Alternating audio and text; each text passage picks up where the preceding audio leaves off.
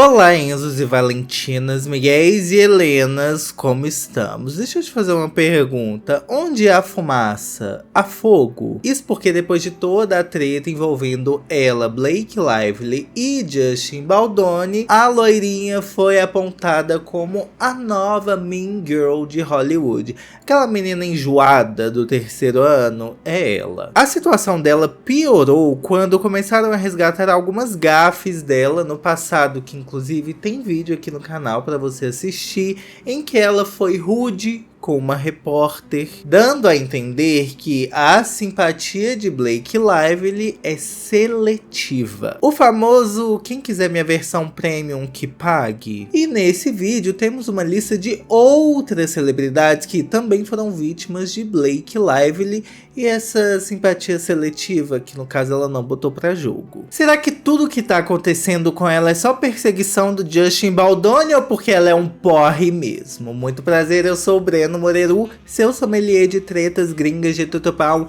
que sou @Breno Moreru em todas as redes sociais. Siga todas elas porque elas fazem parte de um ecossistema, você automaticamente se torna um cristal e é com seu brilho que a gente mantém esse ecossistema funcionando. Eu confesso que eu tô para decidir se o nome desse vídeo vai ser celebridades que detestam Blake Lively. Porque é o seguinte, a gente vai para 2009 quando ela deu uma entrevista para a revista Glamour que ela simplesmente negou, falando que não tinha nenhum clima tenso nos bastidores de Gossip Girl, que na verdade era assim, abre aspas, nós saímos depois das gravações, na verdade estamos ansiosos para passar mais tempo juntos fora do trabalho. No meio dessa galera você pode incluir o nome do Penn Badley, mas não era bem assim desde o início, não. Ela confessou o seguinte, quando ela soube que ele estava sendo escalado para o papel de Dan, abre aspas. No começo, fiquei tão chateada que o contrataram. Na verdade, eu virei todo o elenco contra ele. Mas, então, todo mundo notou que ele não era um idiota e que, na verdade, era uma pessoa muito legal e até charmoso. Quase imediatamente percebi isso também. Mas levei quase uma semana pra admitir. E aí eu acho engraçado que não só ela quis virar todo mundo contra o pobre do menino que tinha acabado de entrar, como também eles namoraram de 2007 a 2010. Quando de fato eles começaram a namorar, aí até que começou bem. Antes disso, nem tanto, né? E durante esse relacionamento, eles mantinham a vida pessoal muito discreta e, apesar de não revelar muitos detalhes, era um casal até muito bem visto pelo público. Inclusive, quando ela foi diretamente perguntada sobre esse relacionamento pela New York Magazine, ela disse o seguinte: eu pensei que essa fosse a New York Magazine. Achei que ia ser uma entrevista com mais elegância. Tipo assim, virou revista de fofoca agora? O problema mesmo começou depois que eles terminaram. Porque eles tiveram que continuar contracenando não só juntos, mas como par romântico em Gossip Girl. E isso aconteceu até o ano de 2012, você imagina. 2 anos depois eles ainda tinham que separar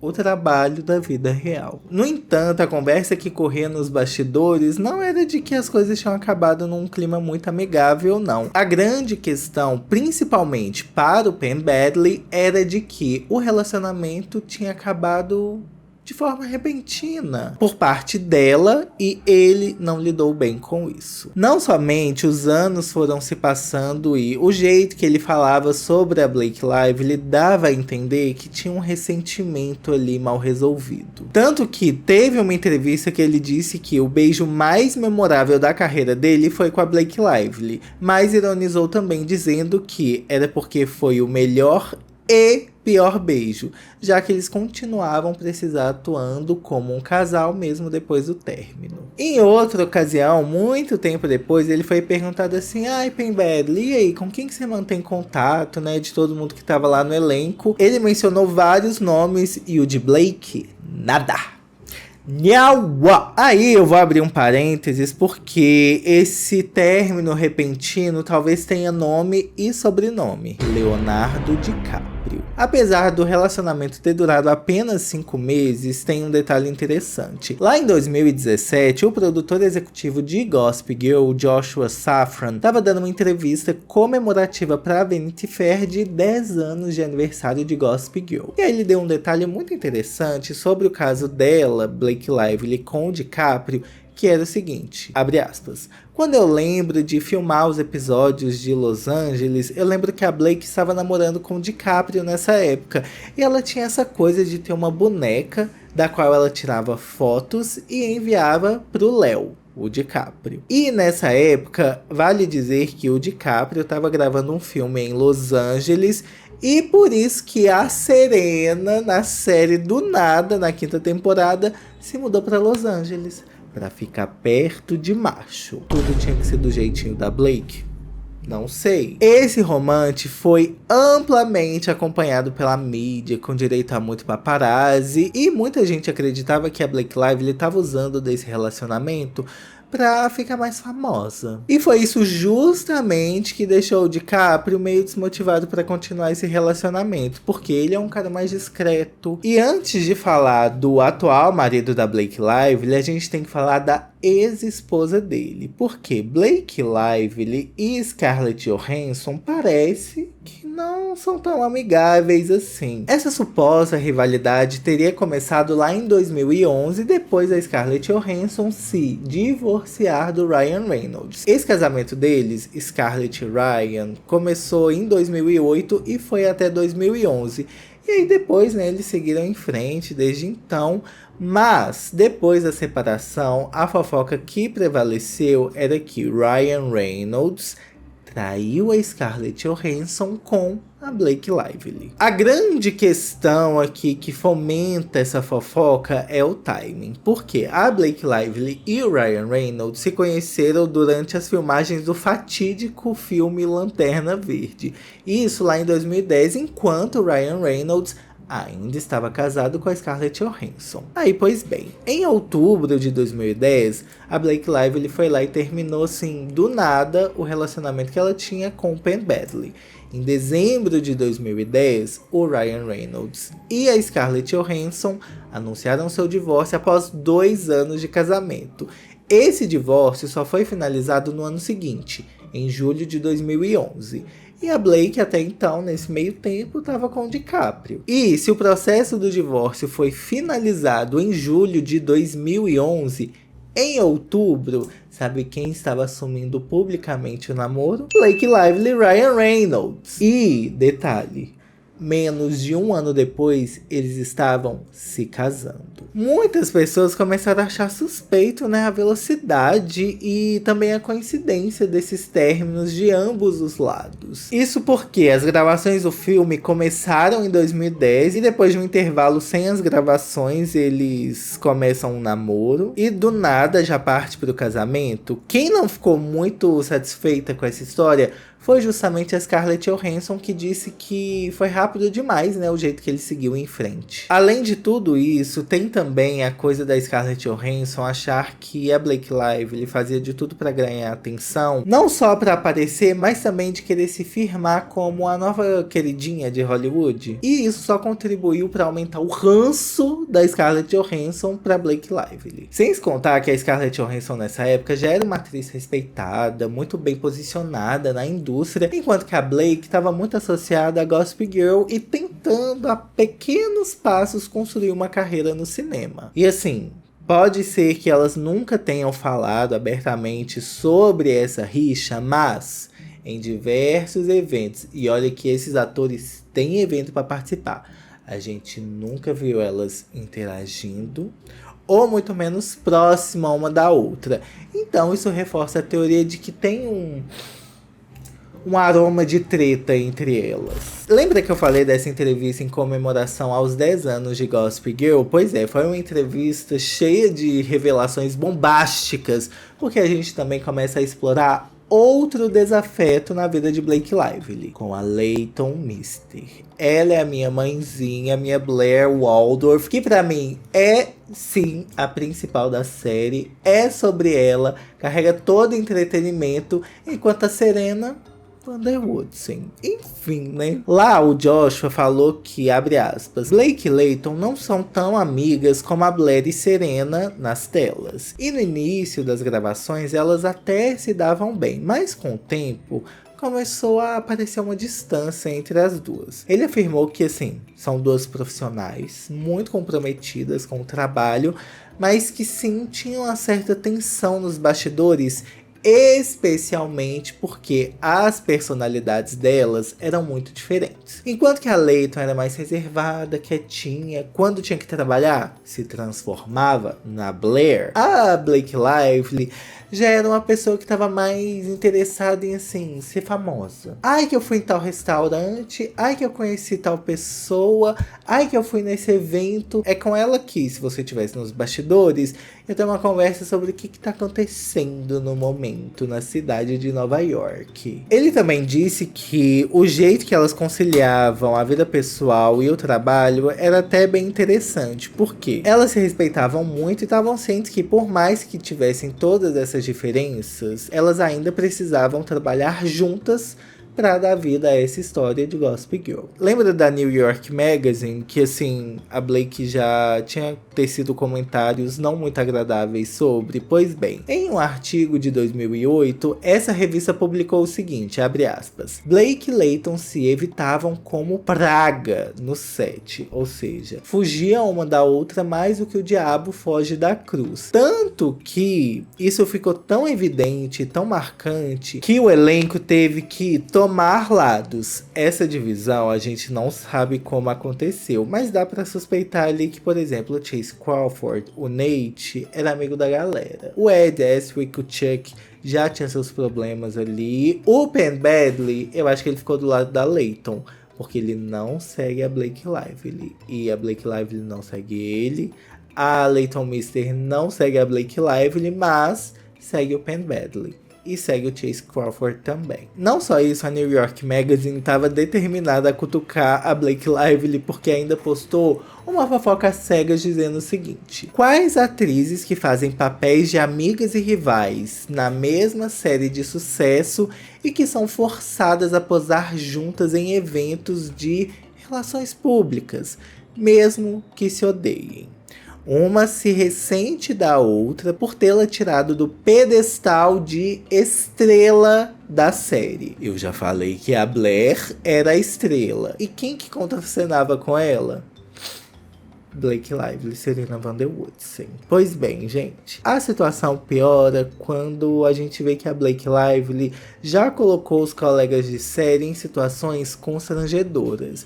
E não foi uma, não foi duas, mas foi várias vezes. A colega em questão, Leighton Meester. Tem esse vídeo aqui da Blake Lively falando que loiras são as melhores, sendo que a Leighton Meester é loira de nascença. I think I'm just brunette because of the books. And everyone knows blondes are nicer anyway.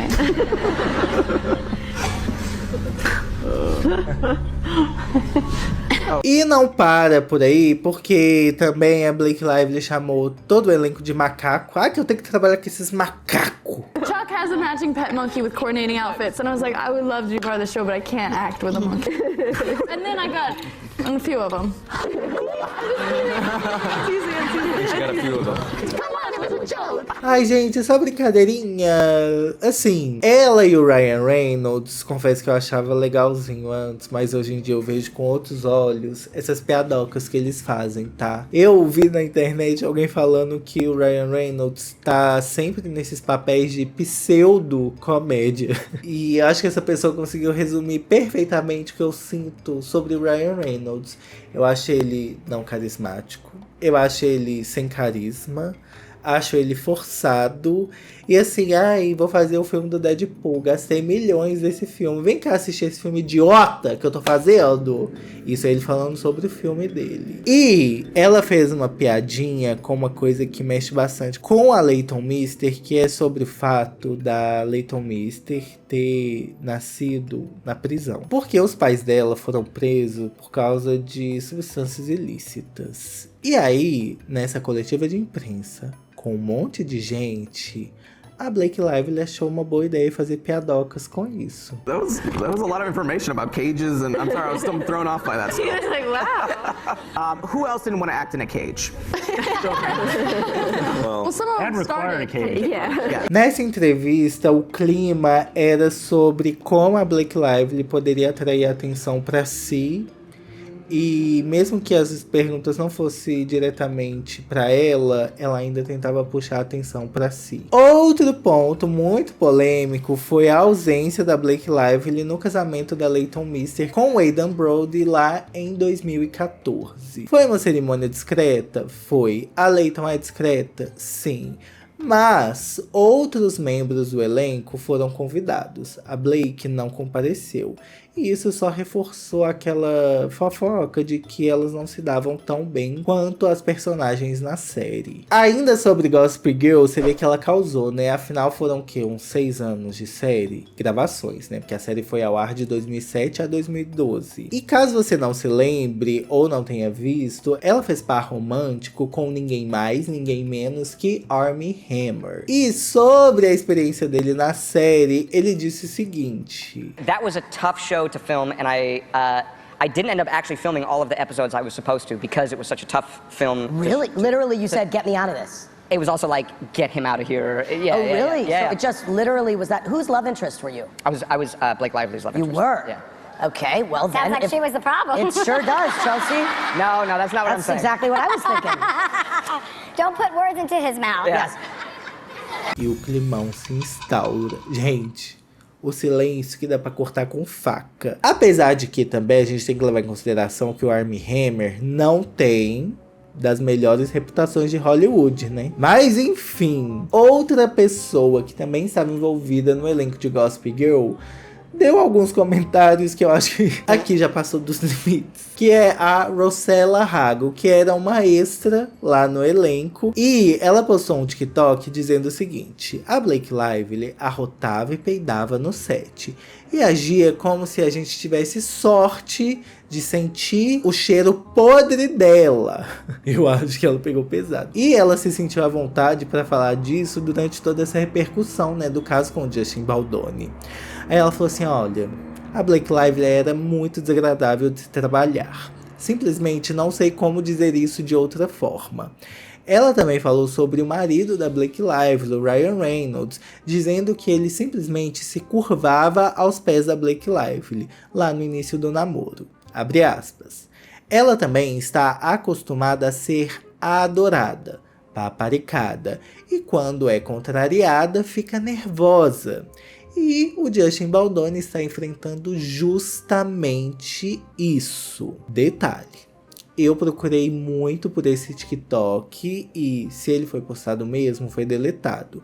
Porque eu não encontro nada. Só artigos e matérias falando que a querida falou isso. Outra pessoa que trabalhou com a Blake Lively, mas dessa vez não foi em Gossip Girl e sim num filme, Um Pequeno Favor, que foi a Anna Kendrick. Esse filme é lá de 2018 e começaram a surgir alguns boatos de que elas tinham uma treta que nasceu nos bastidores. E os sintomas dessa treta apareceram principalmente durante os eventos de divulgação do filme, em que elas davam entrevistas um pouco constrangedoras, meio que um déjà vu de tudo que a Blake estava fazendo com a Leighton Meester. Claro que elas nunca falaram abertamente sobre isso, até porque na época era um povo mais quietinho, né? Não é igual o que tá acontecendo com É Assim Que Acaba.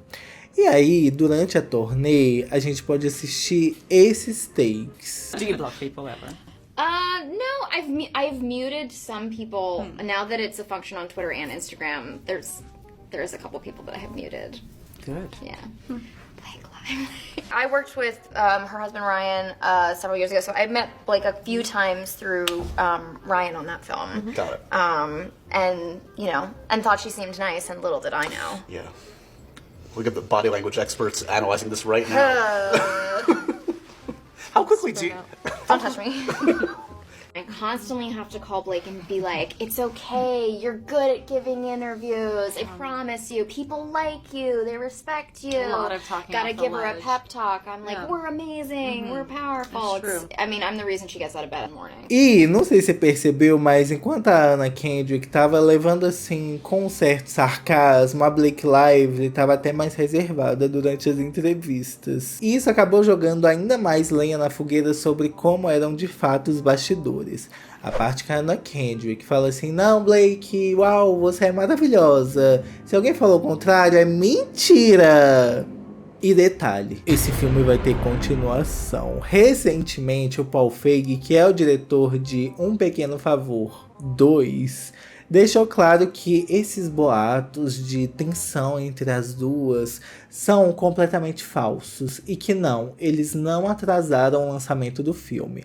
Ou seja, o filme de 2018, e a continuação só vem em 2025. Dizem que a Amazon teria colocado na gaveta o projeto desse filme, por causa da, abre aspas, recusa de Blake Lively em promover o longa e por um conflito com Anna Kendrick. Já o diretor falou que isso é besteira, e isso ele falou nas redes sociais. Fato é, gente, que a reputação da Blake Lively não tá nos seus melhores dias, visto que a foto de anúncio do filme que foi postada lá no Instagram tem muito comentário falando sobre não querer ver esse filme, não estar interessado porque a Blake Lively está participando. E vale dizer que atualmente esses comentários vieram justamente por causa da batalha que ela tá travando contra o Justin Baldoni por problemas em outro set de gravação do filme É Assim Que Acaba, e que eles eram par romântico. Eu te pergunto, você vai querer assistir esse filme? Pra ver se dá pra sentir uma faísca de tensão entre elas. Eu só sei que a Anna Kendrick não está muito feliz. Por quê?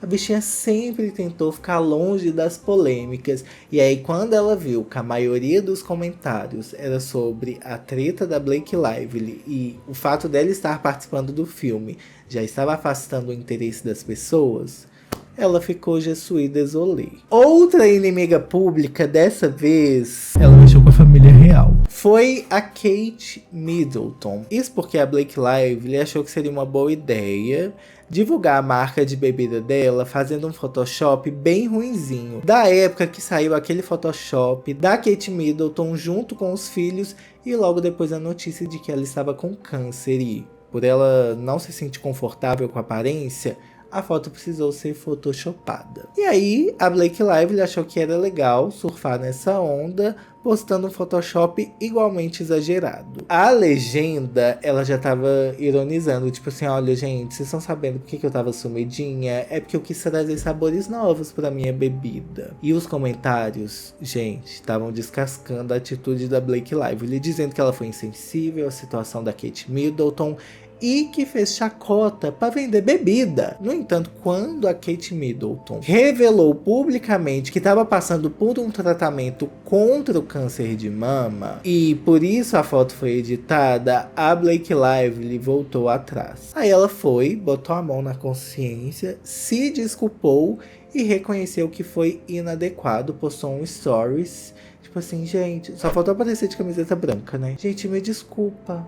Desculpa, gente, não era a minha intenção de verdade, gente. E a Blake Lively não só mexeu com a família real, mas também mexeu com o povo. Isso porque a Blake Lively enfrentou duras críticas e também acusações de racismo lá em 2012. O pior é que a ocasião era justamente o casamento dela. E digamos que entre várias escolhas para se fazer um casamento com Ryan Reynolds, ela foi muito infeliz na escolha do local. Foi uma cerimônia bem reservada na cidade de Charleston, na Carolina do Sul. E o contexto desse lugar é que mexeu com a cabeça das pessoas. Charleston é uma cidade com um passado que é marcado por um regime escravagista.